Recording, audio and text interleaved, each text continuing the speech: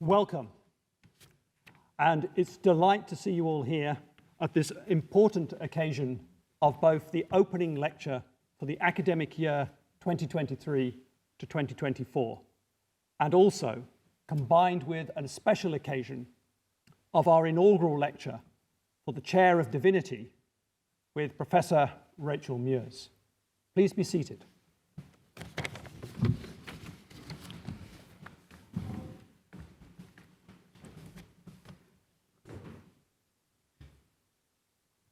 My name is Professor Jeremy Carrette. I'm the head of the School of Divinity, and it's a pleasure to welcome you all here today. As I've indicated, this is a special occasion in bringing together the opening of the academic year with our very important inaugural lecture, the Chair of Divinity. The Chair of Divinity is the oldest professorial chair of the University of Edinburgh from 1620, a chair called upon by the people of Edinburgh and maintained to this day. Rachel is the first woman to hold the chair. She is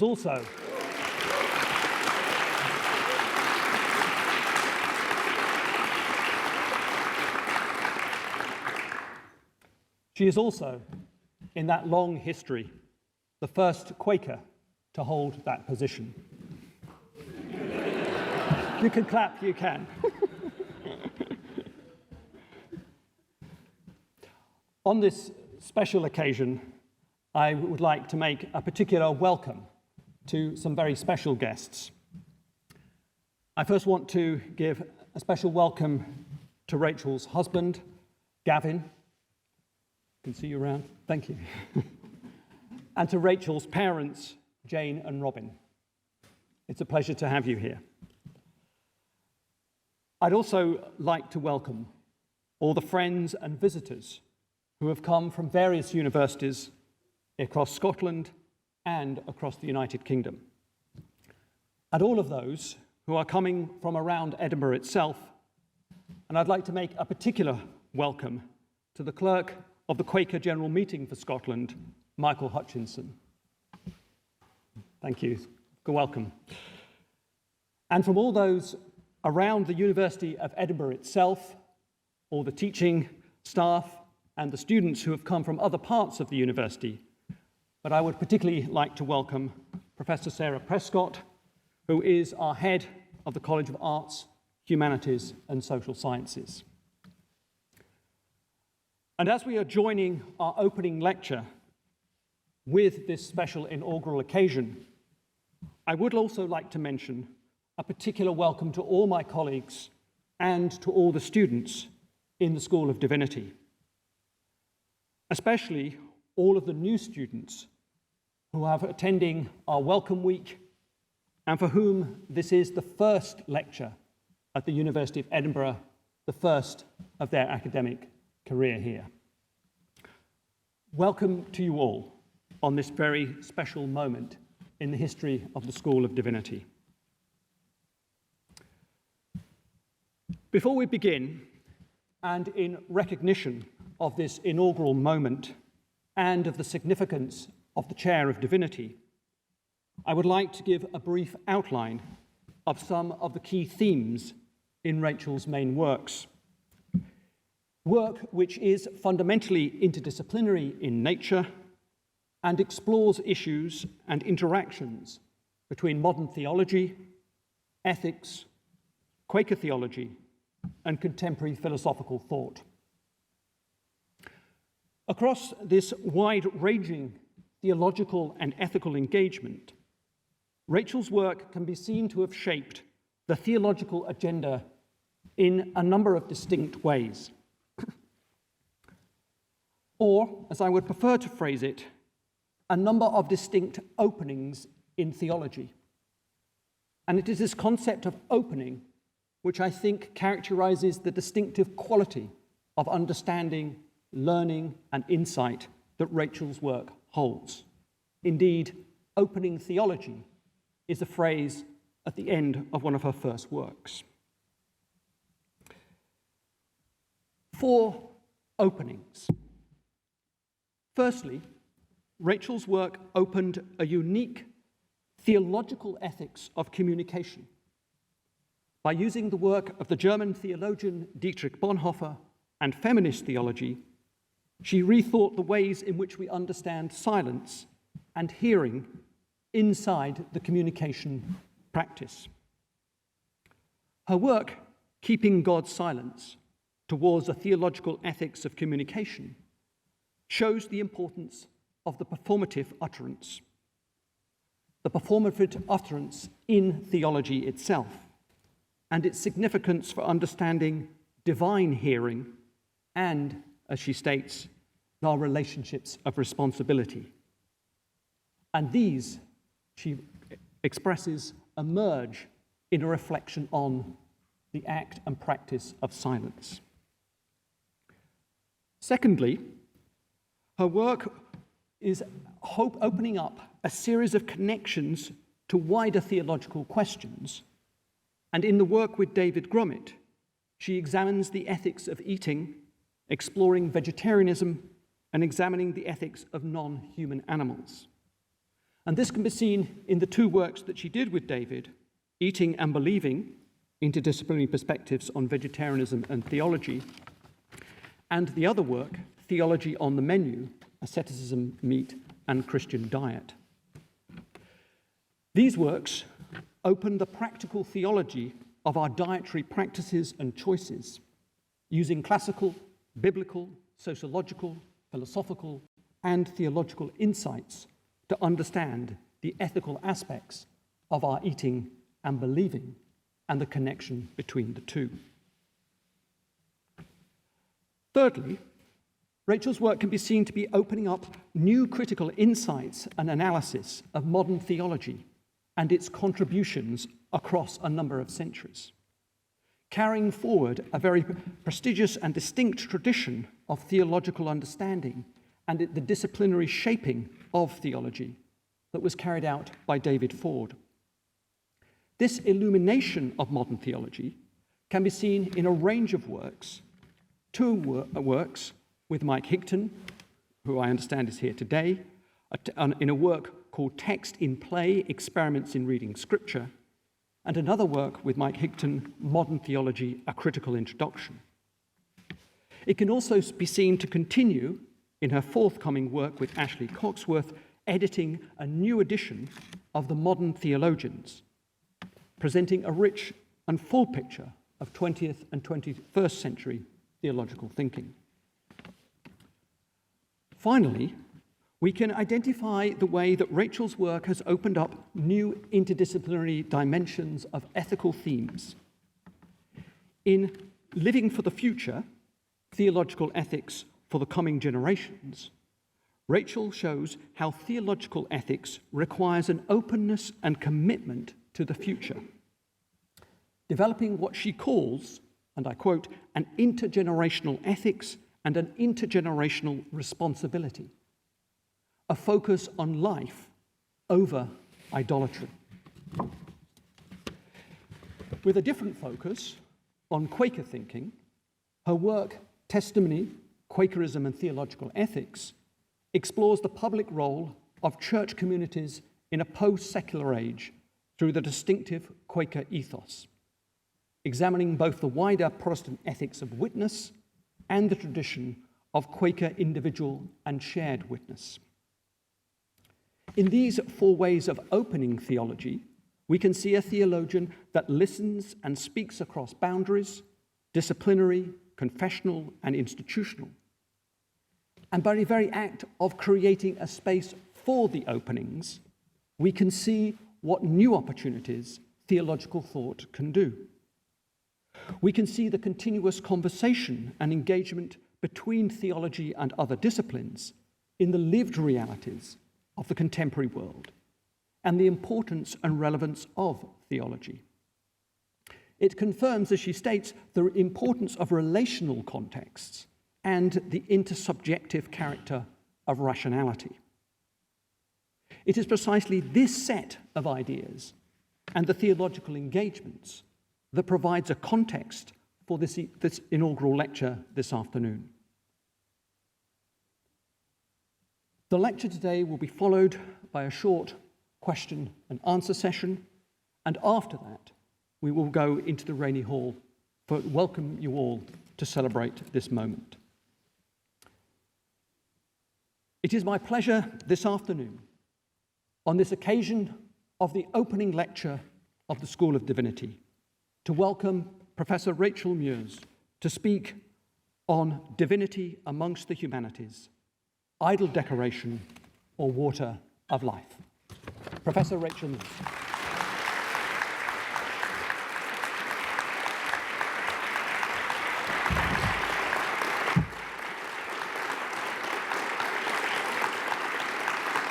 That's amazing. Thank you. All right, these occasions are always overdetermined, so I'm not even going to attempt to thank everybody. I do want to thank my colleagues in the School of Divinity, and especially those in the communications team and the school office, Morgan Giles, Pippa Innes and Rory Dunlop, who've now had to organise this lecture twice because it was postponed from the original date because of strike action. And I really want to thank everybody who's taken the trouble to be here, including those who were inconvenienced by the change of date, and especially those who've travelled some distance, and especially my husband Gavin Burnell, who's made a habit of rearranging his life around the next slightly odd thing I decided to do. And it means everything. Thank you. The main body of this lecture is going to be about this place, as you've probably guessed, and about what we might learn from my discipline of theology about why the humanities matter. But I do have a few thoughts about taking up a historic chair, as Jeremy mentioned in the introduction. I have a very vivid memory of walking into my first seminar as a graduate student, and it's such a vivid memory that it's probably wrong. You know, you tell these things to yourself frequently.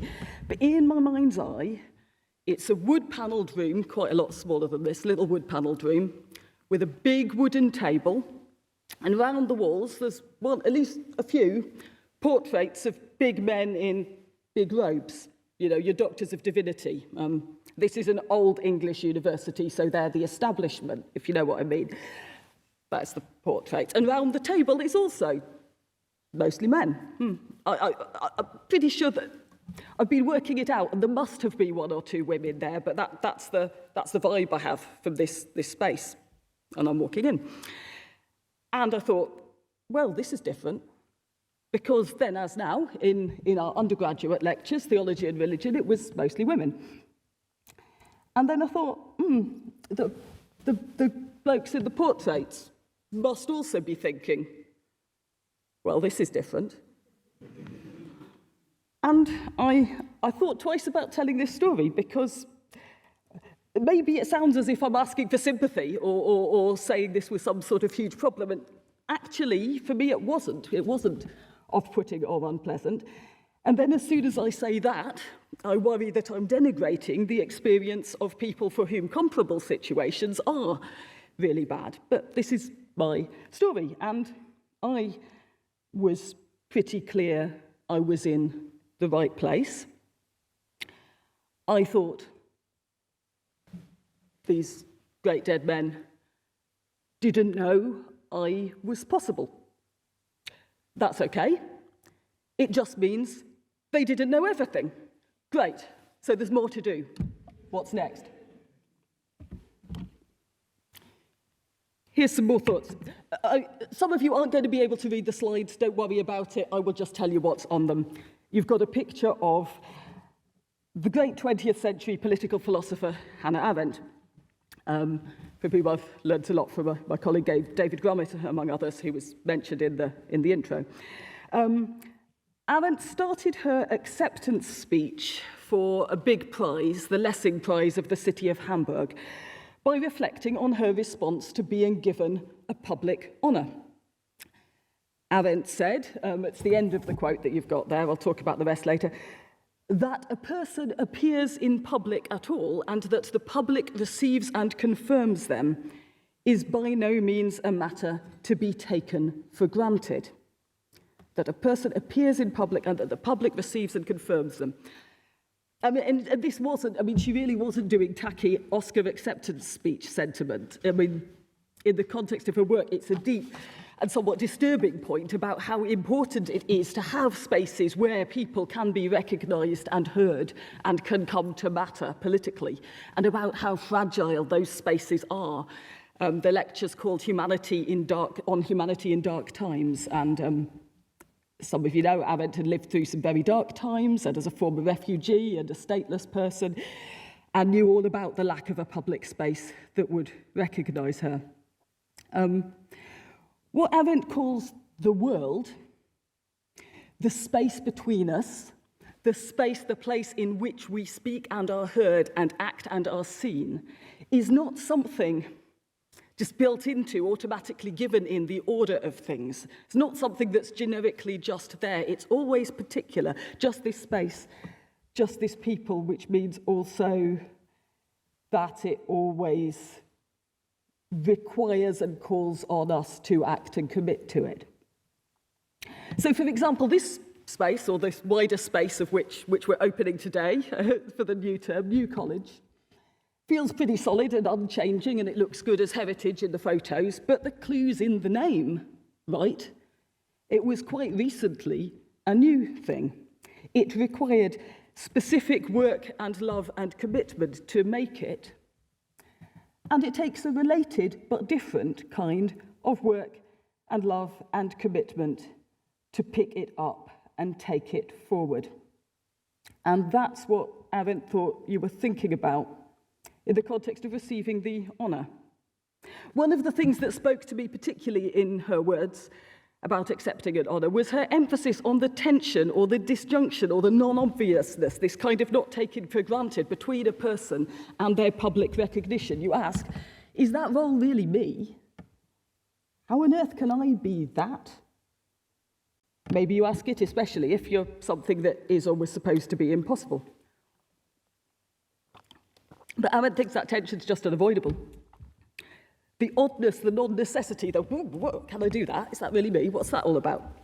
Of any particular act of public recognition draws attention to the oddness or the non-necessity, the contingency, that didn't have to be just like this, just here, just now, of every aspect of this public world we share. But the key thing for Arendt is that moment of tension or disjunction, the hangabout, what am I doing here? Do I fit here? It works as a call forward. What's next? Yeah. It's not just a matter of looking back anxiously and asking, what have I done to deserve this? And, was that very wonderful response by Jeremy really a fair reflection of my history? It's not just a matter of looking back or of looking around anxiously, present, and asking, when will they find me out? Yeah. It's forward here. It's obligation and commitment to an ongoing world, to sustaining a place between, where people can appear and be received and be recognised, speak and be listened to, come to matter. And in taking up a historic chair that wasn't originally designed for somebody like me, this forward-looking attitude of accepting an obligation or a call makes much more sense to me than worrying about imposter syndrome. Yeah. So, to bridge the gap between the opening lecture and the inaugural, that was the inaugural bit, now we'll try and do opening, yeah.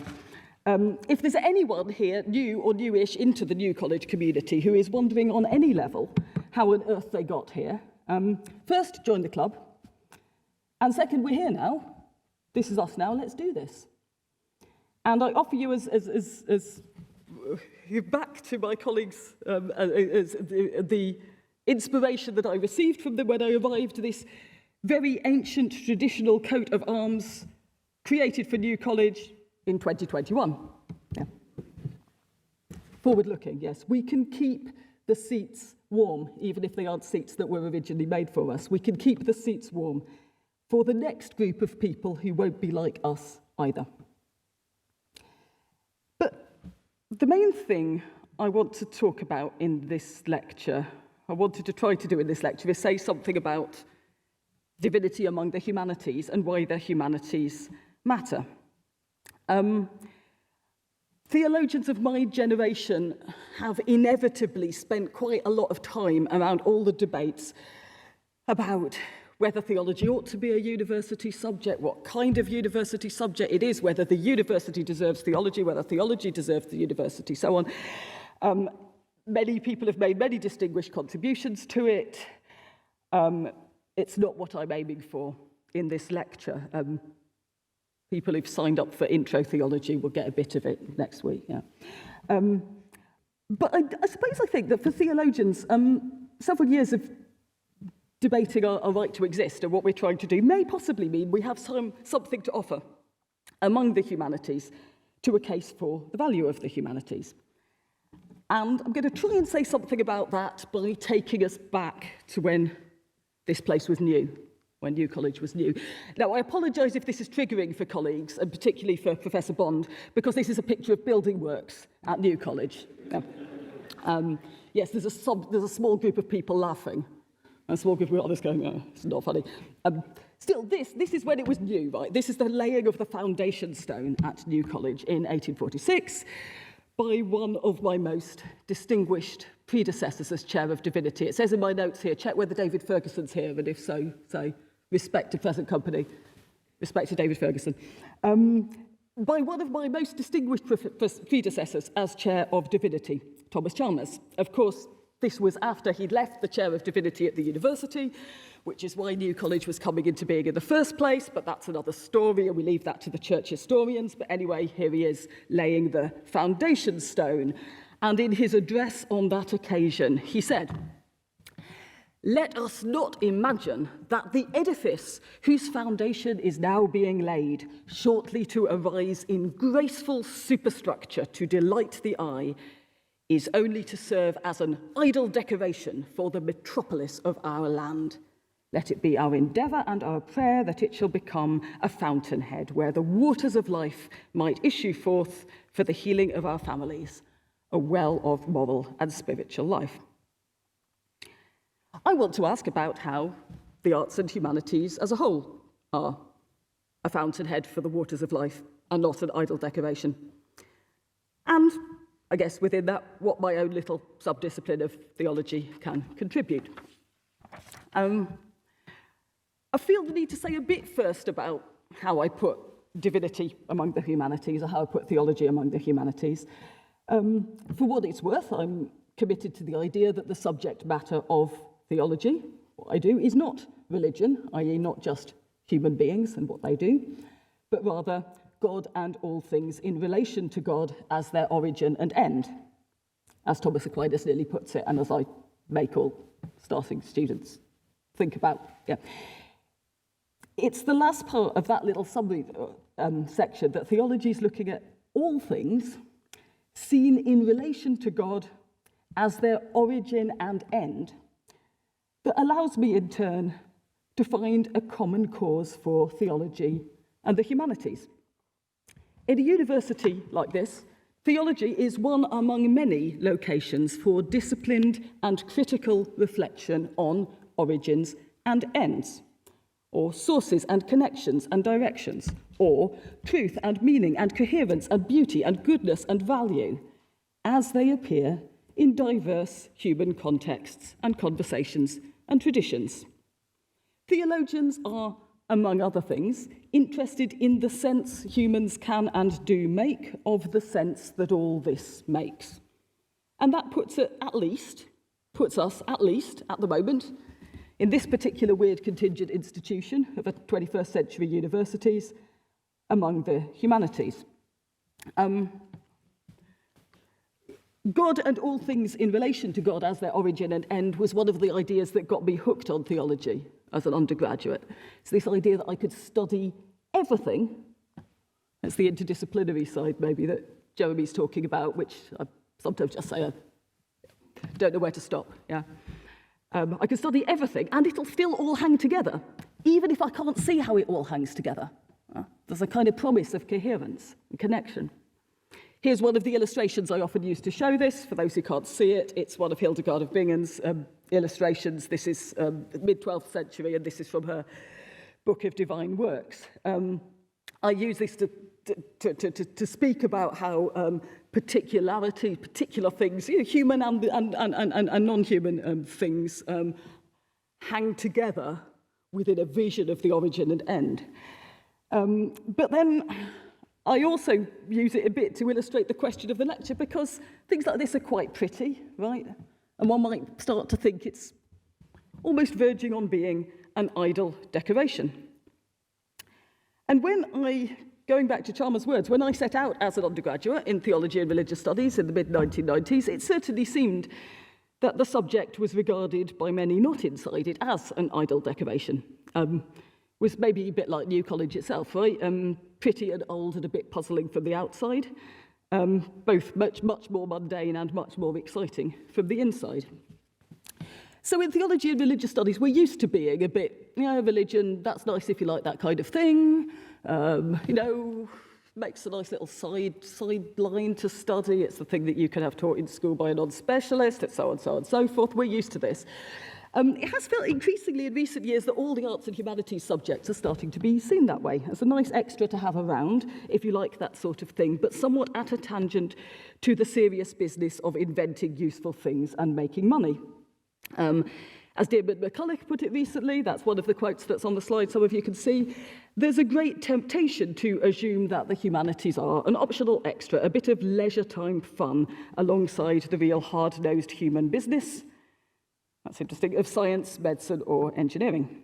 Everyone knows, apparently, that the country needs more people with knowledge of and commitment to science, technology, engineering, and medicine. The UCAS, the University Applications, that is, the UK University Applications Director, said in response to an increase in applications from young people to study engineering and computer science, it is pleasing to see that students are responding to economic cues. Yes, to be clear, the students choosing to study STEM-type subjects in place of arts and humanities is pleasing because it means they're responding to economic cues. I mean, I suppose some of us might wonder what's going on when we're still going down this two cultures narrative, right? Where we've still got this idea that the need in itself, to be clear, not something I want to argue with. Many of my best friends and people I live with are scientists, is set up, this need in itself, not to be clear, not something I want to argue with, is set up against the value of the humanities, right? The separation itself is part of the problem. And I suppose, here's the problem, if we never have anyone doing serious critical work on the connections between and the direction and aims of all the human ways of knowing and their objects, we'll never find out what's going on. Right? We'll never find out whether there's an alternative to separating out the hard-nosed business and the idle decoration. We need to start doing the humanities critical work, even to get inside what the problem we've got here is. If we in Divinity and in the humanities want to argue against being seen as an idle decoration, there's various routes we might take, and we're going to get to Chalmers one. But let's change the slides so that you've got something more interesting to look at when I talk about them. This is just a present from West Yorkshire. It's a picture that says a lot about the value of the humanities. It's human forms made of letters and words with light coming through them. I'm going to talk reasonably briefly about values of humanities that we learn about from theology. I'm going to talk briefly about being critical, because I think we all know that one. I'm going to talk a bit more about what I call resisting big lies by telling small stories.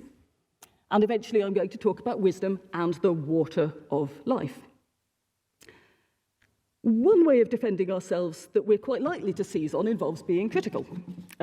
As scholars in divinity, in the study of religion, and in the humanities, we can and do collectively promote critical collective self-reflection about the stories we tell ourselves, stories societies tell themselves, and the values we live by, including the story that places the hard sciences and everyone else in opposition, and the rather more pernicious underlying story that you saw there, that the only kinds of knowledge that matter are the kinds of knowledge that make money, and money is the end in itself, right? That's the big underlying story here. It seems to be pretty clear, partly as a scholar of Bonhoeffer and others who lived through the dark times of the mid-20th century, that if we're not actively fostering spaces where it's possible to study, reinterpret, rearticulate, reimagine, and relate to each other multiple accounts of all things human, their origin and end, and in all things human, we include all things that the human can know and relate to, so that's the wider as well. If we're not actively fostering spaces where we can study, reinterpret multiple accounts of that, multiple ways of looking at that, we're going to be left not with bare facts or the simple truth, but with a big lie. Yeah? We're going to be told this is how it is. There's no alternative to economic systems that destroy the earth, and to money being the point of everything, or whatever. And we're going to have lost our ability to say, hang about. If you change just a few of your starting assumptions, there probably is an alternative. In thinking about sort of where to go once you've made that critical move, once you've said, well, hang about, what you claim are hard facts is actually based on a dubious belief system, so on. We're all good at that, right, in the humanities. When I thought about how to get beyond that, I've actually found the debate within and around medical humanities quite illuminating. Because medical humanities originates in the education of medical professionals. And that's sometimes led to medical humanities being seen as an idle decoration, as ornamentation, superadded on top of the hard science. And that then gets contrasted in the literature with critical medical humanities, that is about uncovering and challenging the assumptions and the dominant narratives about health and disease and medicine and how it works. Yeah, so you have this idle decoration stuff and then this critical stuff. But what's particularly interesting to me about that debate is that this distinction between, on the one hand, what's merely sort of nice to have, look at pictures and make you a better human being, and on the other hand, what's deeply transformative of your view of the world, actually appears to break down in practice. Because it turns out that reading or looking closely in community, even at the text or the artifact that's a bit weird or arcane or merely decorative, like these statues on my Hildegard of Bingen pictures, looking closely at this thing that seems decorative can, surprisingly enough, change how people think, can reorient them in the world. It can reconnect them to realities that they've learned to ignore, and it can enable them to see more than meets the eye. It can do critical work. So I think the critical work of the humanities, what I call denying the big lie, is not just critical work, it's not just negative, because otherwise it starts to turn into like standing on the sidelines, like that famous detached metropolitan elite telling ordinary people that they're doing this wrong. That's not what we're about. Denying a lie, there's a hidden theological claim here. I can spell it out later in questions if we need. Denying that a lie is about allowing the truth to appear. It's a double negative, a negation of the negation. Allowing the truth to appear, taking away what's covering up the truth, which is a form that plays a very important role in Christian theology, I think. And I've written elsewhere about resisting big lies by telling small stories, and small stories as one of the ways that lies get denied. Because it seems to me you can overcome the sweeping claim there is no alternative to our way of constructing the world. This is just how it is, this is the hard facts, this is the bottom line, so on and so forth, by putting forward counter-examples. Just one counter-example. Well, I've been looking around in religion or history or literature or art, the realms of the human imagination, so on, and I found at least one. There's at least one alternative. This is an enormously underrated superpower of arts and humanities researchers, I think. The power of the small story. The power of there's at least one alternative way of seeing things, so there could be more. And it's a power of which those of us who work in Christian theology are, I think, obliged or compelled to be aware, because of the core commitment to this very odd claim that truth arrives as a human life. So the story, the small particular odd story, is not an optional extra, it's part of how the truth comes. So to use language and start to move us forward, to use language that's becoming more common in the defence of the humanities and is pretty well established in the exploration of what we're trying to do in theology, including by my PhD supervisor, David Ford, scholars in the humanities are seekers of wisdom, wherever it may be found. Wisdom as the insight and understanding to answer the question, what's going on here, and to shape a response. Wisdom acquired by disciplines, by habits of attention and reflection, that also enable reflection on themselves. And wisdom that's water of life, the everyday stuff we need to keep going, and the healing draught that empowers new forms of shared life and action. And right now, I don't like to get apocalyptic about it, but I do think we in the humanities are seekers of wisdom in a time when various powerful interests have a very strong interest in keeping people foolish. And we're also seekers of wisdom in a time when established patterns of thought and behaviour become more conspicuously unsustainable or otherwise inadequate, when, again, to quote my man Bonhoeffer, there's no ground beneath our feet. Here's a small story from my own experience, that speaks to that. No, it's not, because I've got the wrong slide. That's what you want. In the relatively early weeks of the COVID-19 pandemic, I was asked to be part of organising an online conference on theology and ethics in a time of pandemic. I was actually quite reluctant to being involved. I felt like it was trying to peddle some quick answers, to try and say, oh, look, we've got a beautiful square peg of thought, and it just happens to fit the square hole of the COVID crisis. But as I learned in due course when I did say yes to helping with this, I was wrong to distrust the capacity of my discipline and related disciplines to seek and find wisdom in unexpected places for a time when people really felt there was no ground under their feet. I don't suppose, to call out a few sub-disciplines of theology and religious studies, I don't suppose scholars of Leviticus or of the history of plague sermons, or of the solitude of anchorites and anchoresses, or of various contexts of the emergency improvisation of liturgy, to give but a few of the more obvious examples. I don't suppose any of those people had imagined that their work would suddenly become really important in 2020. But it did. It worked. And what's more, my experience of listening to these papers and working with this material was it wasn't simply like practical know-how. Oh, right, square hole, square peg. Yeah, we've got a problem. This is what tells us what to do next.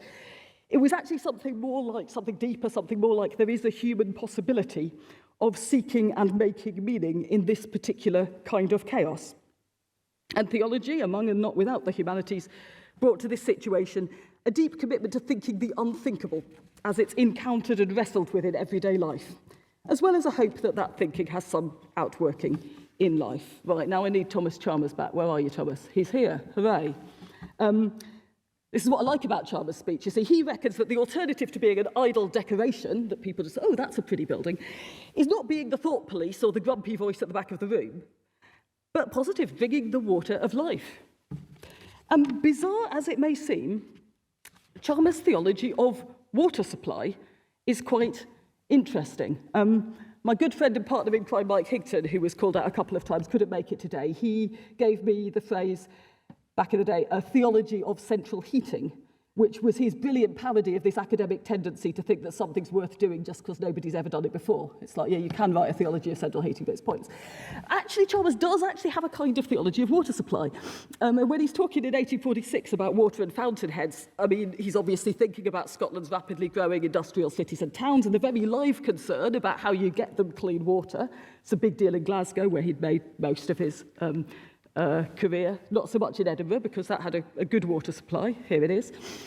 And Chalmers, in a set of lectures he'd given a while before this, 1838, he builds this whole image of a church or an ecclesiastical establishment as a system of pipework through which doctrine, teachings, either pure and life-giving or polluted and dangerous, may be distributed efficiently to a whole population. And this image projects a particular understanding of how form and content relate in teaching and institutions, right? Because the pipework's not altered by what flows through it, and vice versa.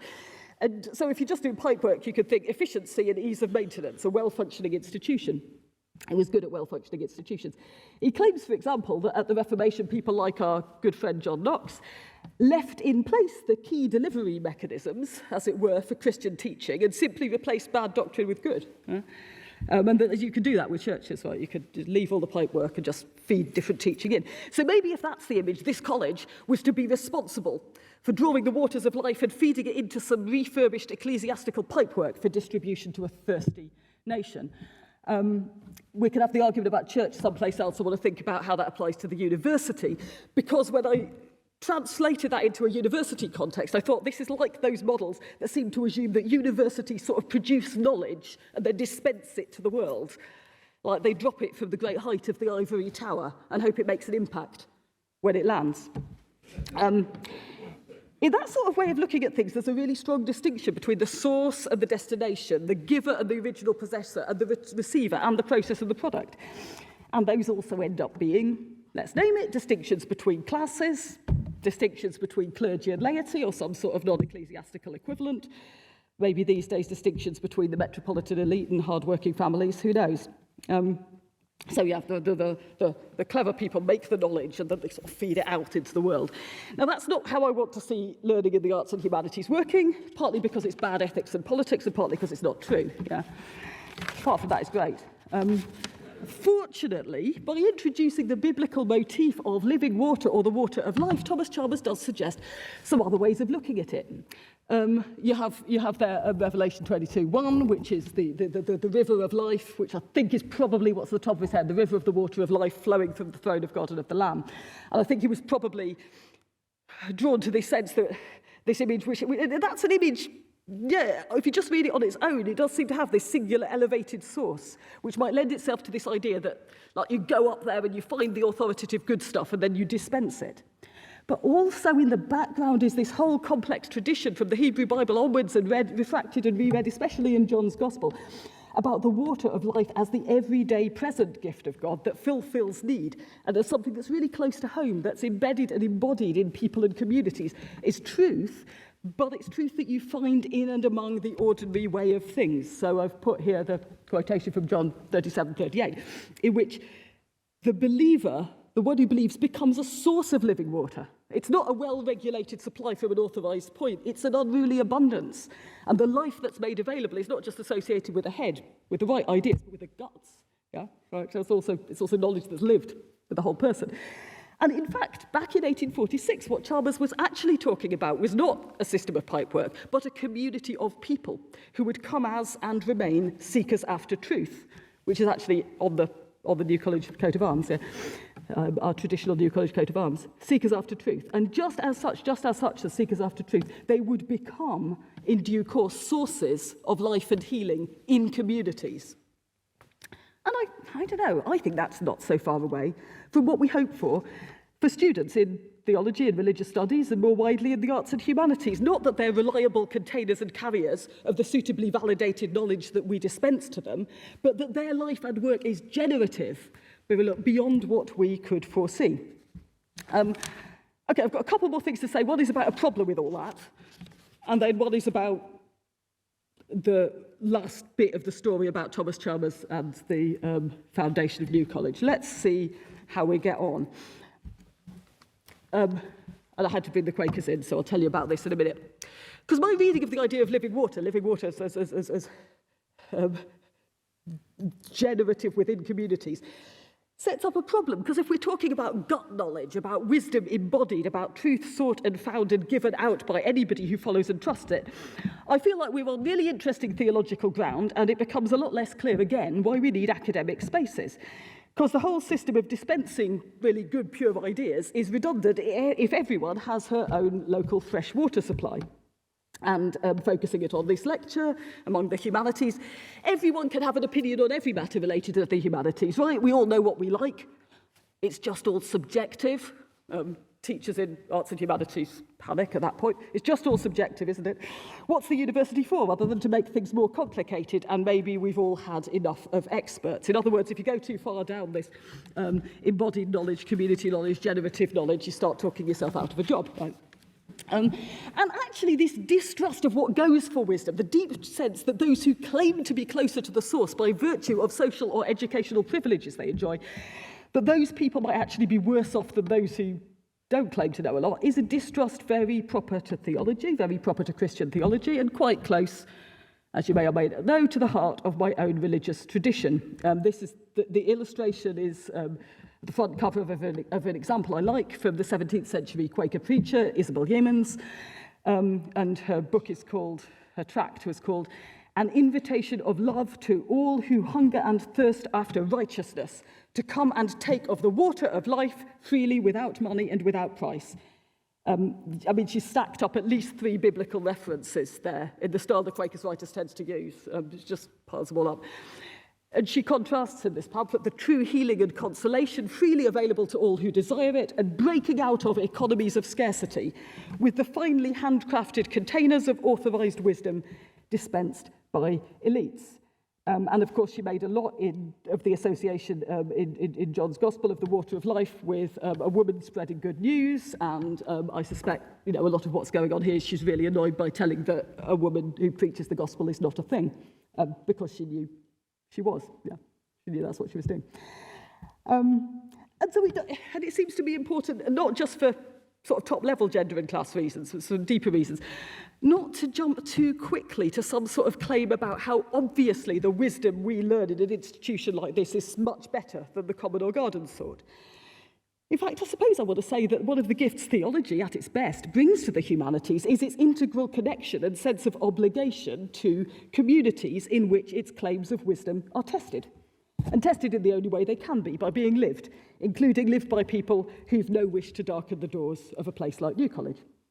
So basically, I think this is a tension we have to live with. I'll show you a picture of New College to give one thought about step beyond that tension. What I'd suggest, as a cautious and partial account of the specific thing an institution like this contributes to the seeking and finding of water of life, livable wisdom, would take us back once again to Chalmers, because central to what he was promoting, of course, was reading and interpretation, centrally the study of Scripture, alongside the study of traditions of thought.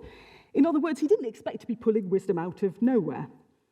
And in the contemporary academy, would say, with arts and humanities more widely, part of what we'd want to claim is that the texts and traditions, and by traditions I very much also mean religion as it's lived, this isn't all in writing, the texts and traditions with which we engage can themselves be generative of life in new contexts through their reinterpretation and rereading.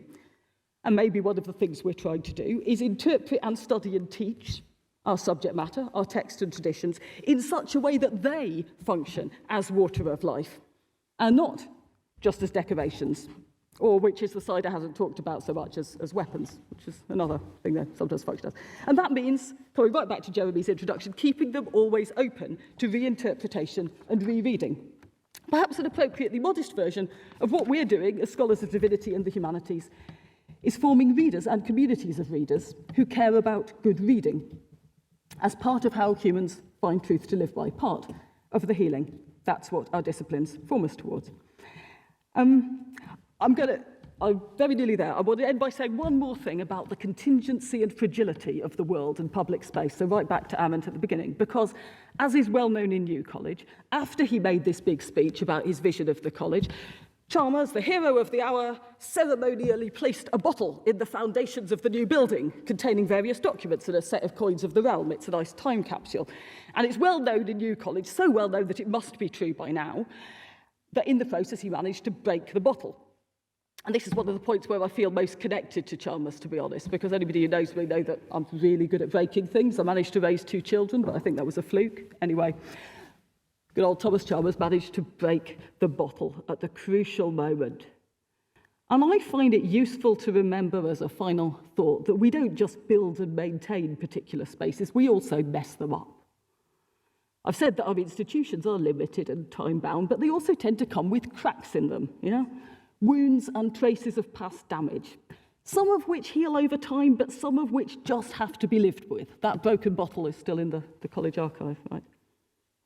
It's just possible, I think, that one of the other gifts that theology brings to the wider academic enterprise is a very strong and realistic awareness of not just the limitedness, the finitude, but the deeply messed up character of things, including us and our institutions.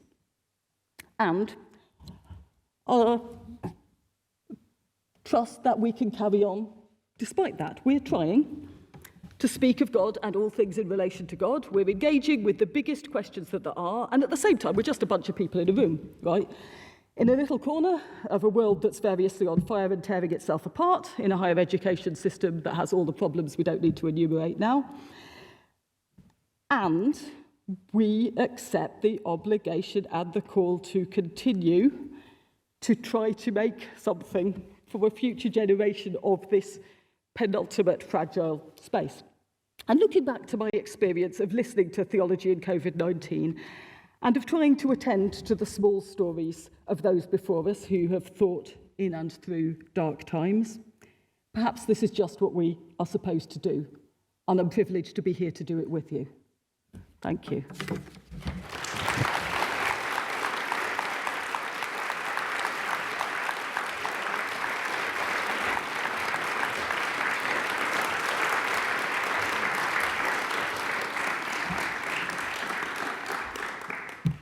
Thank you, Rachel.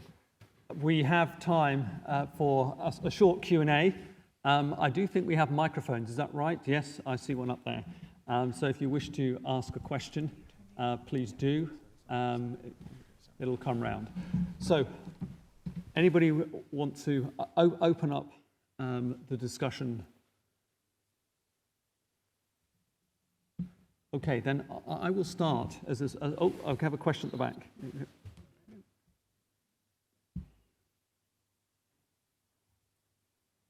We can get the microphone to go round.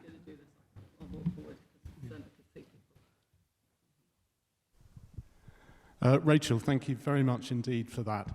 I wanted to ask whether you would like to say anything about perhaps the gift of being a Quaker, which is a wide spectrum. There are some Quakers who, if you talk about Quaker theologians, say, oh no, there aren't really Quaker theologians, and there are others who would take a different view. Would you like to say a little bit about that? I mean, that would be a whole other lecture, so I'm just trying to work out what I'm going to say. So here are some interesting things that happened to me fairly early in my studies of theology. One was that it took me an awful long time to realise that I was just starting from a different set of assumptions. Spiritual formation is a real thing, right? It took me ages to realise that there were a group of people I was studying with who, when you said the church, actually thought you meant a group of blokes in dresses. I mean, I just couldn't get it. It wasn't that I thought they were wrong or something. I just didn't understand that was a way that you could understand what it was to be church. And that's not saying I was better or worse. It is the particular gift that you are, the particular place that you are. And I mean, I have Janet Scott in the audience, who's one of my Quaker teachers and a great ecumenist, and I'm also very engaged in ecumenical theology work, the World Council of Churches and so on. And there is something there is something about the gift of the differences that the gift of the differences that persist, right? And what it is to continue to not simply to write that off, right? Because that's another kind of refusal of difference, right? So to say, well, I'm just going to do my thing, pay no attention to you, right? That's another way of saying, well, we're all just the same, right? Either of them is a refusal of the idea that the difference is also a relation, which is kind of pretty key to my thought, right? Every kind of the boundary, the binary, the distinction is a point of relation, is a point of connection. And I think that's... For me, that's quite deeply connected to a Quaker sensibility, right? And that's partly about a sensibility of being present as something different and called into relation, right? It's also probably also has to do with modes of thinking about peace and non-violence, right? Because that's also to think well about non-violence to me is to think about how one works with difference as relation, right? That sounds probably quite abstract. It started with something concrete, went rather abstract. There's a bunch of other things, but maybe I've done a little bit of it in the lecture, and maybe we could do more of it another time, yeah?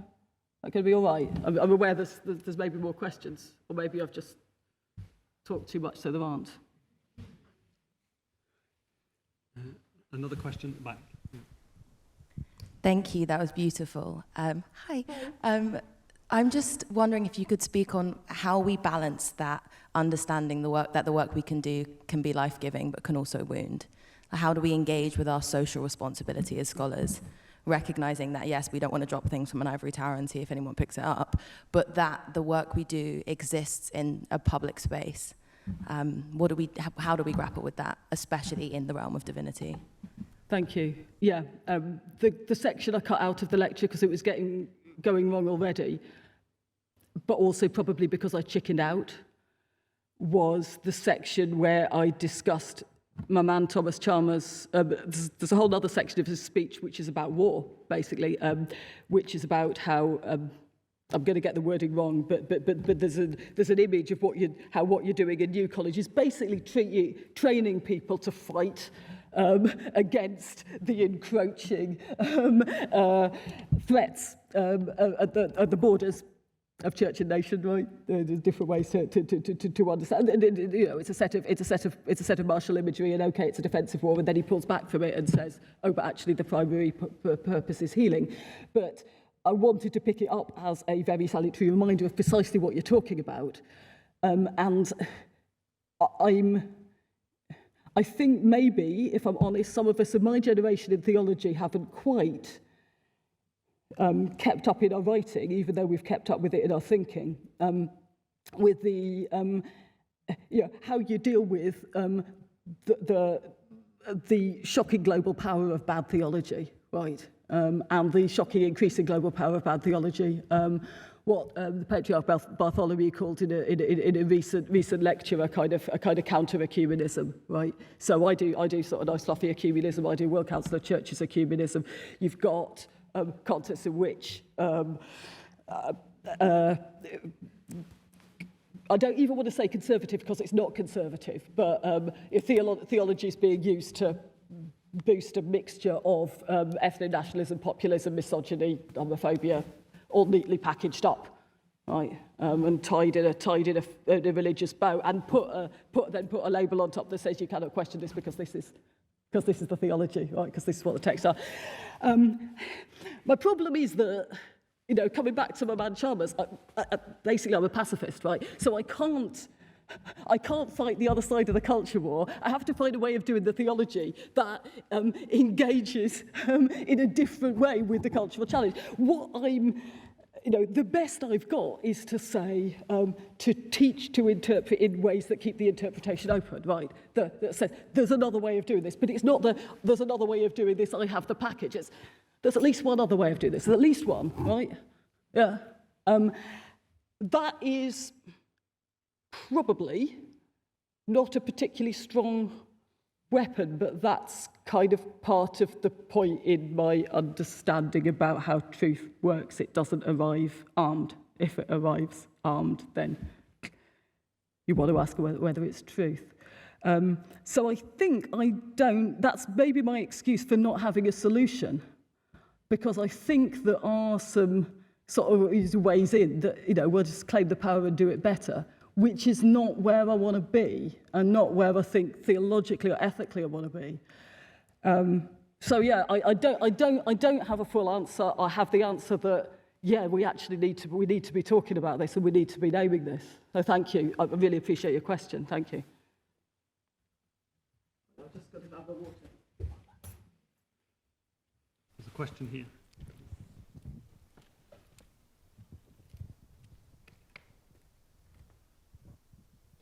Thank you again, that was fantastic. To return to the moment, I am one of the undergraduate freshers in the room. There are many here who are beginning their journey into the world of theology at even an undergraduate and a postgraduate level. And you've given such an impression of the weight of the discipline we're stepping into, weight that comes from its life-giving water kind of potential and significance. So would you be able to give, advice, a piece of, what am I saying? A word for us beginning the journey into a subject that carries the weight of being so potentially life-giving. How should we approach the discipline we are now stepping into? Is that clear? That's a wonderful question. Thank you. I'm sorry, did I cut you off? You've got the, yeah, thank you. You know, that story I told at the beginning, me walking into the seminar room, that the only time I wrote that down was in a piece I was asked to contribute to a little collection of letters of advice to young theologians, and mainly being asked to do that just made me feel really old.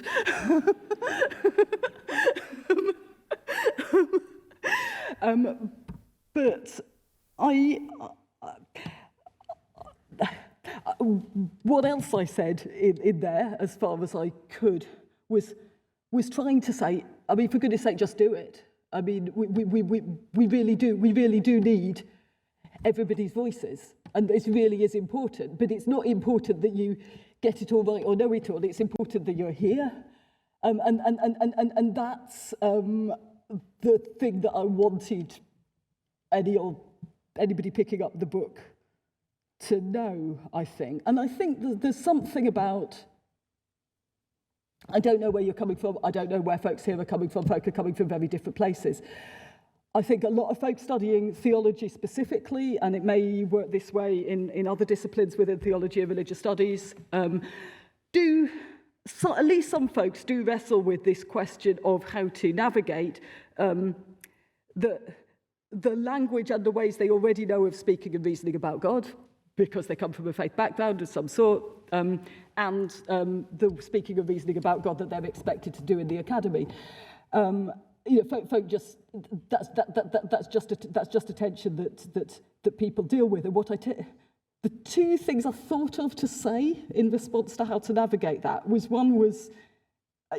don't forget your first language. You know, don't lose your first language, because you will find out that you can say things in it that you can't say in, or you can't immediately or easily say in the academic forms, and you may well come to the point where you can bring them together. Which, not to get too autobiographical a point about, was what I was doing with the Quaker book. It took me ages to write anything Quaker theology. It took me ages to figure out how to do it. But don't forget your first language. And don't forget the questions that are there right at the beginning, where you start to say, how does this fit with this? Because there's something about, you know, this stuff is far too important to make up questions. We need to deal with the questions that actually matter. So hang on to your sense of the questions that actually matter. Hang on to the concerns that are deep for you, for where you come from, but give them time. Because they don't. If you don't answer the right way, that's fine. But the other side of it is that I may not have come across as it here, but I am a big advocate and evangelist for the value of the academy. I think that it is important that there are spaces in which truth really, really matters, in which it really matters that we watch our language carefully, in which it really matters that we try not to make the grand claim unless we're confident we can back it up. And that matters in anything relating to religion as much as it matters anywhere. And there's something about receiving the gifts that the academy has, right? To say, well, it's not everything, right? It doesn't get to make the rules. It doesn't get to dictate anything. It doesn't get to be, you know, the authoritative source of water, right?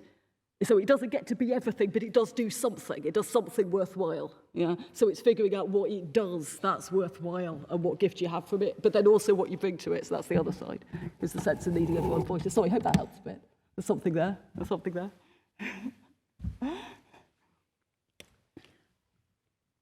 think we have time for one more question.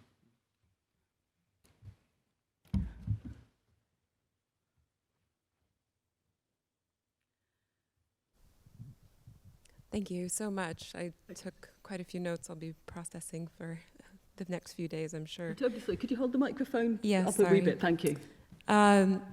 Just thank you again for your talk. And I was wondering if you could speak a bit more to the understanding of the reality of restorative restoration and destruction coexisting really in the same space. You mentioned water of life, but water also can kill. Yep. And so the paradox of the yes and how much that's contextual. Yeah. if I've understood your question correctly, and I may not have, it does connect to the question over here, right? And the side that I felt bad about leaving out of the lecture, about the sense that there is power, and I think I probably didn't do justice to the question either because I didn't talk enough about power, and the sense that these are academic institutional spaces are spaces of power, and religious spaces are spaces of power, and religious texts are powerful texts, and all of that power has this double side, like you say, the heal and to heal and to kill, and yeah, I mean, it's the sense that that's the annoying thing is that when talking in general terms, we always have to say, well, yeah, that's just a tension that you deal with, right? I think that probably by saying that's just a tension that you deal with it takes you one tiny step along, right? Because, so if I can take some examples from some sorts of things I've worked on. Okay, so some of the sorts of things I work on, like, for example, bits on environmental ethics, there's a fairly well-developed and, you know, well-founded discourse, which colleagues here know better than I do, about how Christianity's been really bad for the environment, or certain forms of Christianity have been really bad for the environment and kind of continue to be really bad for the environment. And the sort of, the first wave of responses to that was very much, no, it's not. How dare you say such a thing? You know, here's some really good, you know, look, there's all this really good stuff. And it took a round or two of people coming back and saying, no, actually, we have a real problem because actually there's some real Christianity that's really causing some real problems and we need you to take that seriously. It took a few rounds before some of these discourses got to the point of starting to say, well, okay, we need a mode that will acknowledge how badly wrong this stuff goes. I mean, one still ends up doing that to and fro. I still find it challenging. There's another, the Quaker story that I put in one of the stories I put in the Quaker book is the story of John Woolman, the Quaker abolitionist, 18th century abolitionist, who has a vision of enslaved people in the silver mines who are cursing the name of Christ, and they're saying, because they've been told that the people who enslaved them are Christians, so they're saying if Christ directed them to use us, if Christ directed them to use us in this sort, then Christ is a cruel tyrant. And well, he hears, so it's all a vision. He hears the people saying, in his mind's eye or whatever, he hears people saying this, and there's this odd moment where his first instinct is to say, well, no, Christ's not a cruel tyrant, nothing of the sort. You know, that's terrible. How can you say such a thing? And to jump to the defence, as it were. But then he kind of resists that move. So, well, effectively, what he ends up with is, well, until we change something, the charge holds. You know, and that's you know, he changes quite a lot about how he's, you know, it's a turning point in his abolition work. So there's something about needing to acknowledge the damage, and kind of being confident that one can do that. I think being confident enough that you can like broken bottle. Yeah, I mean, actually, it is just broken, right? Some stuff just is messed up. Yeah, if you can't say that, then we can't get anywhere. That's my thought. Thank you. One of the things about water is that it keeps moving along with time, and sadly we have also run out of time and need to keep moving.